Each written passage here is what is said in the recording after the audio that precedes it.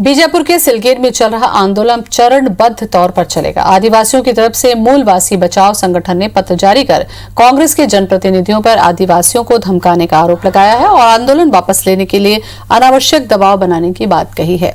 जारी पत्र में यह भी कहा गया कि सरकार की तरफ से ये झूठ प्रचार किया गया कि अब आंदोलन की वापसी के लिए आदिवासी तैयार हो गए हैं, लेकिन असल में यह आंदोलन उनकी मांगे पूरी नहीं होने तक जारी रहेगा। इस मामले को लेकर आरोप और प्रत्यारोप का दौर शुरू हो गया है। भारतीय जनता पार्टी ने आरोप लगाया है कि आदिवासियों की मांग को लेकर सरकार लापरवाही बरत रही है। इधर सांसद दीपक बैज ने कहा कि भारतीय जनता पार्टी के पूर्व मंत्री केदार कश्यप बेवजह आदिवासियों के हिमायती बन रहे हैं, जबकि उनके समय में आदिवासियों को बड़ा नुकसान उठाना पड़ा। इधर ग्रामीणों की मांग पर गंभीरता से विचार करने की बात भी सांसद ने कही है। कांग्रेस की सरकार लगातार इस मामले को लेकर के झूठ पे झूठ बोले जा रही है और लोगों का विश्वास हासिल करने पे असफल हो रही है। इनको दोहरा मापदंड खत्म करके वहाँ के लोगों से चर्चा करनी चाहिए। चर्चा करके उसके आधार पर रणनीति के तहत में काम करना चाहिए। पूर्व मंत्री केदार कश्यप जी को 15 साल मंत्री रहे और अभी भी उनको बस्तर की हालात की जानकारी नहीं है। पहले बस्तर की हालात की जानकारी लेना चाहिए। अगर वो चाहते हैं सिलगेर जाना तो खुद जाके देखना चाहिए, क्यों नहीं गए भाई हो।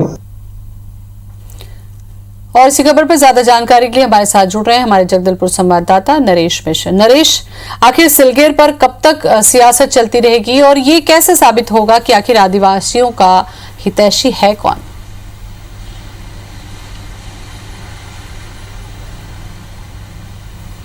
देखिए, ये तो काफ़ी मुश्किल है क्योंकि ये माना जा रहा है कि नक्सलियों के इशारे पर ये आंदोलन चल रहा है, लेकिन जो स्थानीय मूलवासी बचाओ मंच के नाम पर एक संगठन उभर कर सामने आया है, वो ये दावा कर रहा है कि पूरे मामले में सरकार उनके पक्ष में नहीं है। सरकार उनकी मांग जब तक नहीं मानेगी तब तक वो वहाँ से हटने को तैयार नहीं है। और जब पेसा एक्ट लागू है, उस इलाके में ग्रामीणों के सुविधा के लिए, उनके फ़ायदे के लिए, सड़क पानी बिजली के लिए ये कैंप वहाँ पर लगाया जा रहा है, तो उनकी मर्जी पर ये निर्भर करता है कि वो यहाँ लगाया जाए या ना लगाया जाए।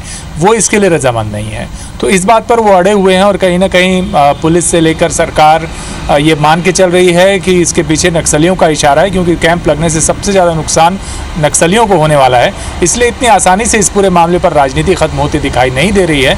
लेकिन ज़रूरी ये है कि दोनों ही, चाहे भारतीय जनता पार्टी हो चाहे कांग्रेस हो, यदि उन लोगों से सही तरीके से संवाद स्थापित करते हैं तो शायद इस समस्या का कुछ हल निकले। सर्व आदिवासी समाज ने भी इस मामले में सरकार की कोशिशों के बाद पहल की है, लेकिन ये पूरी कोशिश फिलहाल बेनतीजा साबित होती दिखाई दे रही है। एक जो आंदोलन में जो तेजी थी, कोरोना की वजह से उसकी रफ्तार कम हुई है। सरकार के नुमाइंदों से बातचीत के बीच ये लोग चरणबद्ध तौर पर आंदोलन के लिए माने हैं, लेकिन ऐसा लगता है कि बारिश में बुआई के बाद फिर से अलग अलग कैंपों पर अलग तरीके से इस आंदोलन का असर आने वाले दिनों में दिखाई देगा और राजनीति इतनी जल्दी इस मामले पर शांत होती नजर नहीं आ रही। चलिए नरेश, बहुत बहुत शुक्रिया जानकारी के लिए।